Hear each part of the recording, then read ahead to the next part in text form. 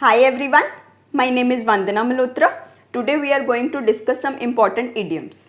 So let's start. My first idiom for today is once in a blue moon. Once in a blue moon का मतलब होता है बहुत time में एक बार या फिर very rare. और इसका सेंटेंस क्या बन सकता है? My sister lives in London. I only see her once in a blue moon.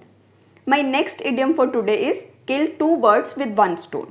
Kill two birds with one stone का मतलब होता है एक तीर से दो निशाने. और इसका सेंटेंस क्या बन सकता है? Cycling to work kills two birds with one stone.